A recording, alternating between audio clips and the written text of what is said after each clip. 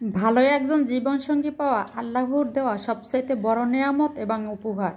অনেকে কিন্তু ভাগ্য করে আল্লাহর কাছ থেকে চেয়ে নেয়, আবার অনেকে চায় না কিন্তু তার ভাগ্যে থাকে। আসসালামু আলাইকুম, সবাই কেমন আছেন, কী অবস্থায় আছেন? আসলে একজন জীবনসঙ্গী ভালো হলে তার জীবনটা ফুলে ফুলে সুন্দর হয়ে ওঠে। ভালো স্ত্রী মানে একজন আদর্শবান সংসারী স্ত্রী হওয়া।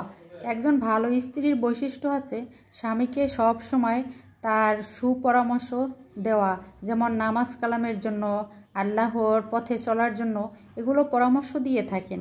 এবং একজন ভালো স্ত্রী সবসময় স্বামীকে আদেশ উপদেশ দিয়ে থাকে যে তার কিভাবে তার জীবনটা সুন্দর হবে, তার জীবনটা কিভাবে পরিচালিত হবে, কিভাবে তার ভবিষ্যৎটা সুন্দর থাকবে, কিভাবে সে ভালো ইনকামের পথ সুফল হবে এবং তার ভবিষ্যৎটা গোছানো থাকবে।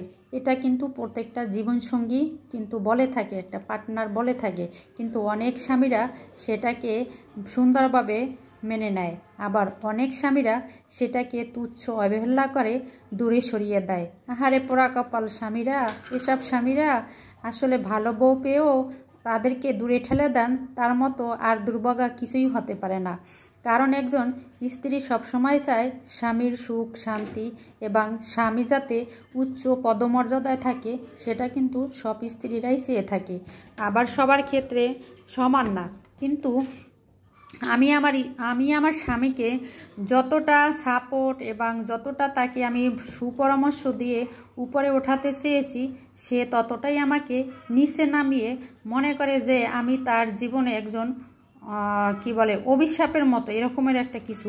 আসলে কিন্তু না, আমি চেয়েছি আমার স্বামীর বাড়ি থাকবে, গাড়ি থাকবে, তারপর আমার স্বামী উচ্চ মর্যাদা পাবে, কিন্তু সেটা সে নিতে চায় না, কারণ তার কিছু দুর্বলতা আছে। আসলে কি মানুষ অসুখ হলে কি ডাক্তার দেখাবে না? এটাই তো স্বাভাবিক, কিন্তু আমার স্বামীকে কখনো ডাক্তারের কাছে নিতেই পারি না।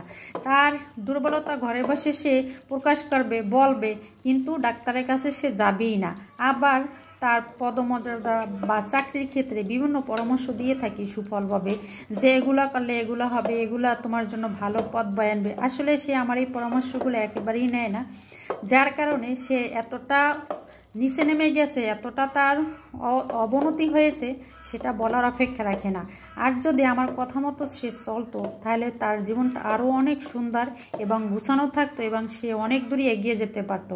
আহারে দুর্ভাগা স্বামী, সেটা সে বোঝে না। বুঝবে কবে? যখন তার সময় শেষ হয়ে যাবে, যখন সব কিছু তার হাতের নাগালের বাহিরে চলে যাবে, তখন সে বুঝতে পারবে যে হারে জীবনে কি ভুল করেছি। সে ভুলটাই এখন সে অনুতপ্ত করে বুঝে। আসলে চাকরির ক্ষেত্রে ভুল ডিসিশনের কারণে তার জীবনটা এখন বর্তমানে এলোমেলো হয়েছে। সে কুমিল্লায় একটা জব করতো, সেখান থেকে বরিশালে আসার পরে তার জীবনটা একবারই তছনছ হয়ে গেছে। এটা তার ভুল সিদ্ধান্তের কারণে। কিন্তু আমি বারবার তাকে বাধা দেওয়া, নিষেধ করাও সত্ত্বেও সে আমার কথাগুলো রাখে নাই এবং তার ডিসিশনে সে সবসময় গুরুত্ব দিয়েছে এবং স্ত্রীর কথাকে সে অপমূল্যায়ন বা অপব্যবহার করেছে, যার কারণে আজকে তার এই অবস্থা। ঠিক আছে, তো আমি বলবো সব স্বামীরা ভালো হয়ে যান, স্ত্রীর কথা শোনেন। স্ত্রীরা চায় না যে কোনো স্বামীর অমঙ্গল হোক, স্বামীর সবসময় মঙ্গলই কিন্তু চায়।